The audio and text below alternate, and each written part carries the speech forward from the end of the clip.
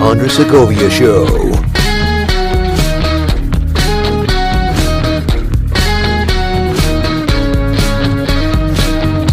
Greetings, everyone, and welcome to the Andres Segovia Show. I am your host, Andres Segovia, the Honest Broker. In this episode, we're going to continue our course study in real estate, and of course, our class, Real Estate 101.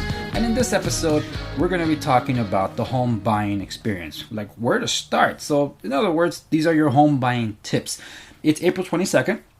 Therefore, meaning this is after the tax deadline. So you either have a tax return coming, or you might have less of a tax return coming, or you might not have any tax returns coming at all, especially if you didn't file. So make sure you filed, or at least filed your tax extension deadline if you couldn't get your taxes ready by April 15th. So regardless of what camp you fall under, what are you going to do with that tax return? And if you want a better tax return, this is all the same for you. And that's, of course, talking about investing in real estate. But there are those that want to get into real estate, whether you're going to invest in residential income property or you're going to become a homeowner. You're basically still taking the same steps. The approach could be a little different depending on how far you're planning. But these tips are in general for everybody. Everybody has to begin somewhere. And that's just what I want to get at. But before I dive into the 5 tips I want to share with you on this episode, the first thing you have to be ready is mentally. If you're mentally ready for the home ownership experience, and especially in the process to get there, then we can have this conversation. And if you're not mentally ready yet, then this is probably the stuff that you need to get you there. All right, let's do something with that tax return. And that first thing we're going to end up doing is save up enough money for a down payment. That's the big one. So that's tip number 1. Save enough money for a down payment. How much of a down payment do you need? Well, so generally speaking, if you qualify for an FHA loan, the down payment required is usually a 3.5%. Now, there is a cap on the loan. FHA cuts off at $649,000. If you're going for that upper echelon of investments, a 3.5% down payment is $22,715. So that's like the extreme sense of how much you would need just for a down payment. Now that's just the down payment. So double it up to assume that you would need $44,000 to $45,000 to cover all your closing costs. That includes the cost of the loan, to pay for the things that go into a transaction, such as the home inspection report, the appraisal, because there are expenses outside of the escrow transaction costs that require out-of-pocket expenses. And of course, there's the down payment. Avoid getting that emotional investment, because some people look for a home and they get so excited, and then that heartbreaking, soul-crushing reality: you cannot afford to buy a house.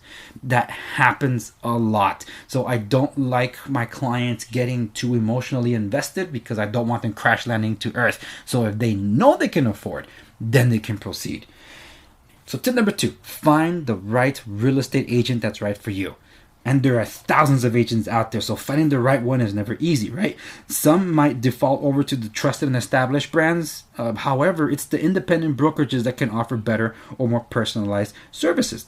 And by the established brands, I mean like Century 21, RE/MAX, First Team, and such.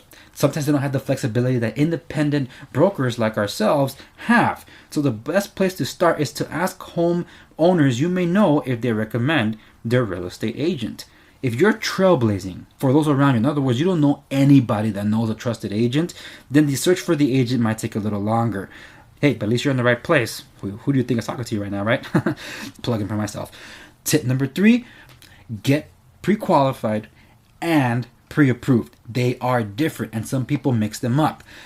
Look, in most scenarios, a mortgage banker can pre-qualify you over a simple conversation. They will ask information regarding your financial status, such as income and savings. So with some basic information, the mortgage banker can determine a price range of affordability. So in order to get pre-approved, the mortgage banker will need financial documents such as income taxes, W-2s, bank statements, so they can verify your information. But what is the difference? So that's what I wanted to get at. So some people get mixed up what is pre-qualification versus pre-approved. Now I'm getting you some information from Investopedia. So pre-qualification is just the first step. It gives you an idea of how much of a loan you can qualify for.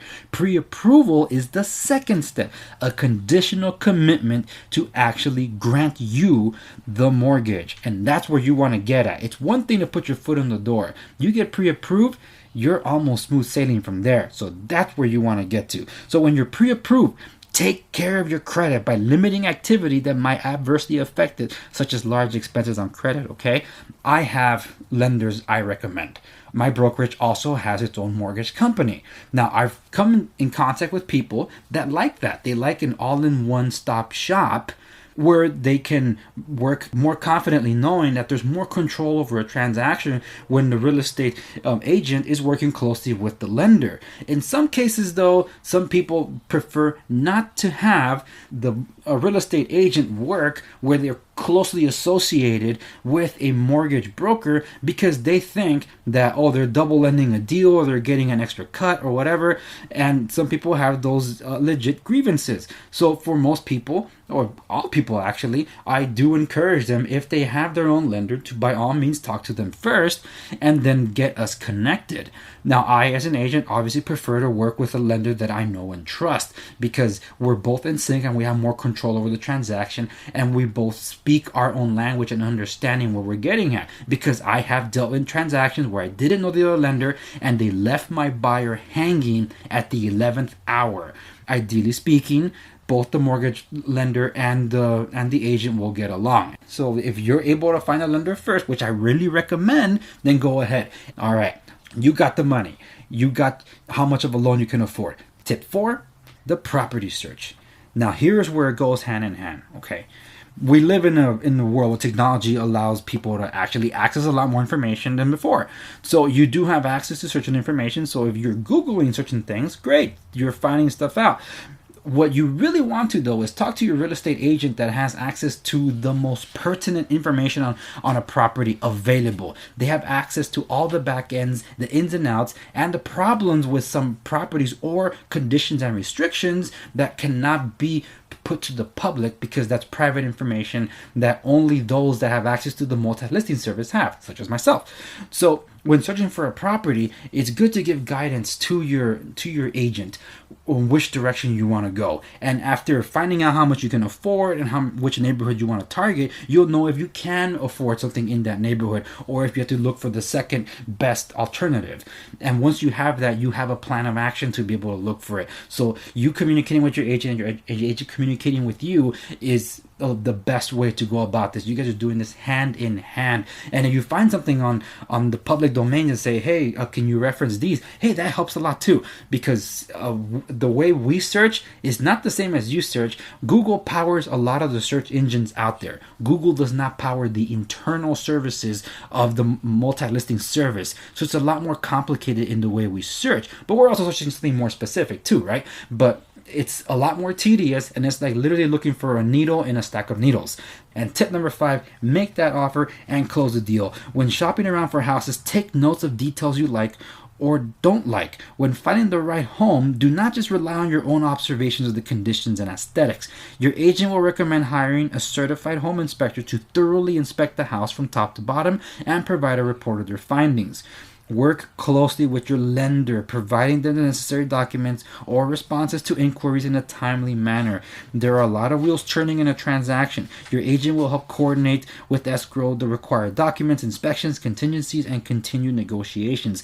Once all the loan contingencies and negotiated conditions are met, the loan is funded, title recorded, and the keys exchanged. So that's the long and short of the home buying process. Depending on how ready you are, it can be as short as 10 days.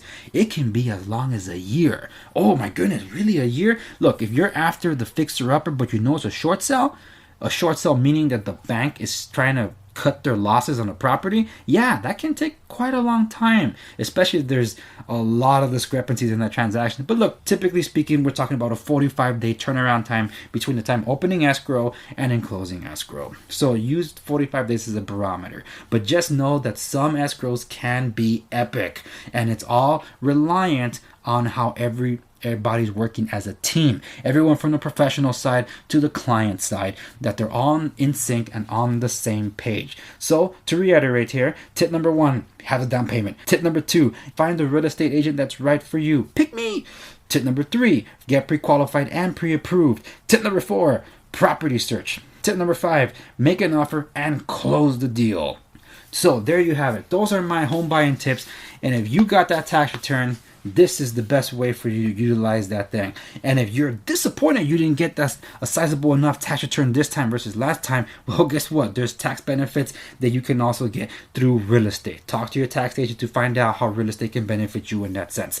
So that's it for this episode. I wanted to give you the quick rundown on being able to plan what to do with your tax return before you spend it all, because hey, now I have money and most people don't tend to save away. So just I wanted to put that out there so you can think about it before you spend that last dime. All right, everybody, thank you so much for joining me on this program. If you have questions about real estate, by all means, go to my Facebook page and leave them there. It's facebook.com/the Andres Segovia. And I want to hear your questions. I want to read them and be able to respond to them on the program. There's people that have been asking me questions already, and I'm saving them for an upcoming episode. So I'm excited to address them on the air. And you never know, your question might make up an entire episode idea, and I might have to push my schedule around because it's just that good of a question. But most of all, I'm excited about people telling me, Andres, thank you, you're answering questions I didn't know I had. So keep it up, everybody. Thank you so much for listening and supporting this program. Remember, follow me on all the socials. You can find all the links available at my website, www.theandressegovia.com. And now, because I'm giving you a plug-in, because if you're looking for that right agent, hey, who else is talking to you? I am a licensed broker. So don't look any further than me. If you really want to have those conversations about real estate, then let's have that conversation one-on-one. My direct phone number is 714-512-2041, 714-512-2041. I'm Andres Segovia, Associate Broker at Mark One Real Estate. So my license number is 019-09449. So you want to have that conversation, by all means, let's talk and see if I'm right for you. So thank you very much for listening to this edition of the program. And as always, I'll see you on the next one.